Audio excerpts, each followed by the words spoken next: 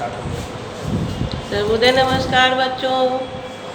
आज हम आप लोगों को दही वाली मंगमा शीर्षक कहानी के बारे में बताएंगे। ये कहानी श्रीनिवास जी द्वारा रचित है।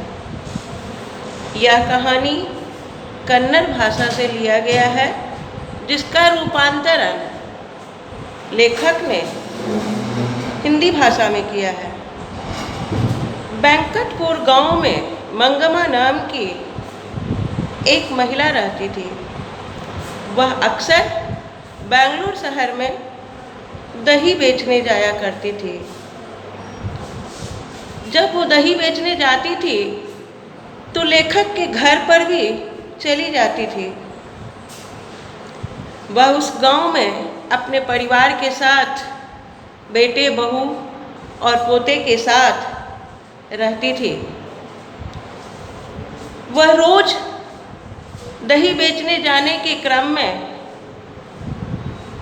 लेखक के घर माँ जी से भेंट करती थी, जाते समय भी और दही बेचकर आते समय भी।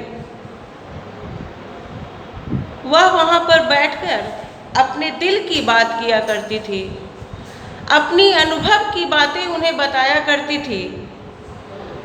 एक दिन जब वह दही बेचने गई तो माँ जी के घर गई और आवाज़ लगाई तो अंदर से उसका बेटा निकला। बच्चा छोटा था, वह हाथ फैलाकर दही मांगने लगा। मंगमा ने थोड़ा सा दही निकालकर उसके हाथ पर रख दिया। उसके बाद बोली, जल्दी से माँ को भेज दो। जब उसकी माँ आई तो बोली, माँ जी, बेटा तो बहुत अच्छा है, लेकिन सब दिन ऐसा ही रहे तब ना। बहू के आते ही बेटा अक्सर बदल ही जाता है। उसके घर में भी कुछ न कुछ झगड़ा चल ही रहा था। एक दिन मंगमा की बहू ने अपने बेटे को, यानी मंगमा के पोते को, खूब मारा। मारने के बाद मंगमा ने मना किया, कहा कि कोई बच्चे को ऐसे मारता है क्या? लेकिन बहू नहीं मानी। मंगमा ने धमकी दी कि आने दे बेटे को, उससे सारी बातें कहूँगी। बहू ने कहा कि जैसे वो आपका बेटा है, वैसे यह भी मेरा बेटा है, मैं भी इसे मार सकती हूँ। मंगमा चुप हो गई। जब उसका बेटा घर में आया तो उसने कहा कि आज तेरी बहू ने बेटे को खूब मारा है।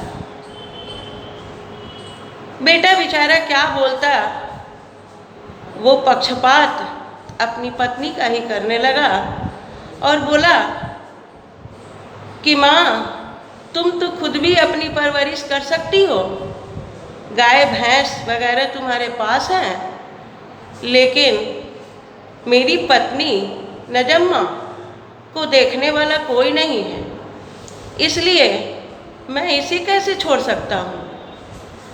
इसके बाद मंगमा दही बेचने चली गई और जब वहाँ से आती है तो देखती है कि उसके बर्तन भांडे सारे अलग कर दिए गए हैं। वह आश्चर्यचकित हो जाती है और फिर अलग पकाने खाने लगती है। जब वो बेटी बहू से अलग हो गई तो गांव का एक रंगदार व्यक्ति, जिसका नाम रंगप्पा था, वो उसके पीछे लग गया। स्वाभाविक है, जब कोई व्यक्ति, खासकर बूढ़ा व्यक्ति, घर से जब अलग हो जाता है तो समाज के लोग लाभ उठाना चाहते हैं। सोचते हैं कि ये तो अलग रहती है, इसे तो कोई खर्च अब है नहीं, इसके पैसे का लाभ उठाया जाए, यही सोचकर वह मंगमा से रुपए मांगने लगा। उसके बाद वह माँ जी से बोली कि मेरे पैसे को बैंक में रखवा दो। माँ जी ने कहा कि बिना घर वाले से पूछे मैं कैसे रखवा सकती हूँ, पूछूंगी उसके बाद बताऊंगी। लेकिन मंगमा को घबराहट हो रही थी, क्योंकि रंगप्पा उसे बराबर आते जाते रास्ते में मांगता रहता था कि मंगमा रुपए मुझे दे दो, तुम बहुत सारे रुपए रखी हो। जब इस बात की जानकारी मंगमा की बहू को हो गई तो वह अपने बेटे को यानी रंगप्पा के कारण मंगमा के पास भेजना शुरू कर दिया। मंगमा रोज उसके लिए मिठाई ले जाया करती थी और अपने पोते को दे देती थी और कहती थी जल्दी से अपने घर चला जा, अपने कमरे में चला जा, नहीं तो तेरी माँ तुझे मारेगी। मंगमा को पता नहीं था कि उसकी बहू को इस बात की जानकारी है कि रंगप्पा मुझसे पैसे मांगता है और मेरा पोता, उसका बेटा मेरे पास आता है। लेकिन उसकी बहू को इसकी पूरी जानकारी थी कि हम अपने सास से अलग हैं, तभी तो बाहर वाले लोग इससे लाभ उठाना चाहते हैं। एक दिन बहू ने सास से कहा कि माँ जी, अब तो आप बूढ़ी हो गई हैं, अब दही बेचना बंद कर दें, आप घर में ही रहें, मैं अब दही बेचने जाया करूँगी। मंगमा ने कहा कि इसमें कोई बुराई नहीं है, कल से तुम ही दही बेचने जाना, मैं जहाँ जहाँ दही देती हूँ वहाँ बता दूँगी। अपने साथ मंगमा को लेकर जाती है और सबसे पहले माँ जी के यहाँ ले जाती है और माँ जी से परिचय कराती है। उसके बाद बहू रोज़ दही बेचने जाया करती थी, माँ जी के घर भी जाती थी, घर की बात भी बताती थी। तो माँ जी को ऐसा लगा कि यह कहानी एक मंगमा की नहीं है, बल्कि जितने भी लोग हैं सबके घर की यही कहानी है और इस कहानी का कोई अंत भी नहीं है, यह घर घर की कहानी है। अब बच्चों देखिए, इसमें आपका क्वेश्चन आंसर है। कहानी तो आपकी पूरी हो गई, इसमें क्वेश्चन आंसर है।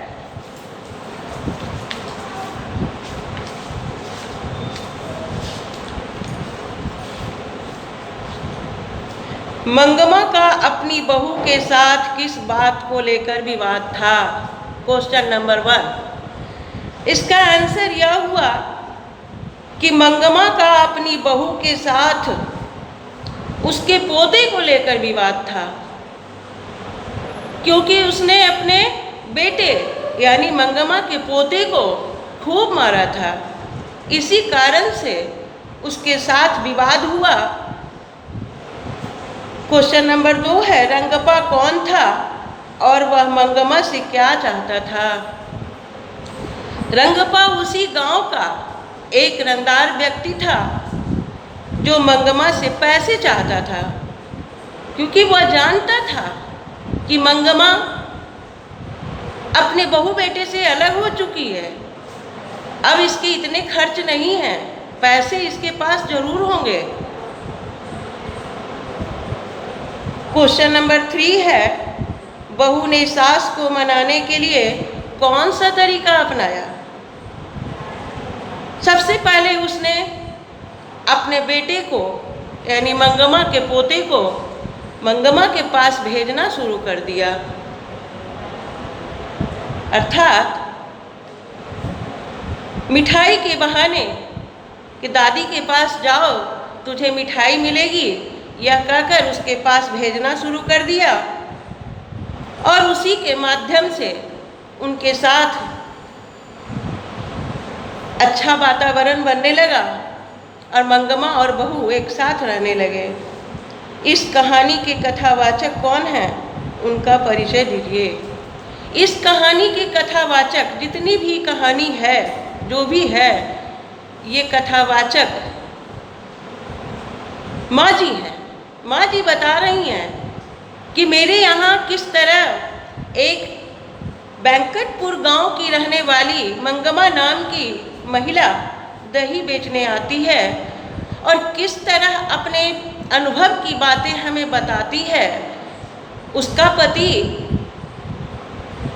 दुनिया में नहीं है, उसका पति दूसरी महिला के चक्कर में उसे बिल्कुल अलग थलग रखता था।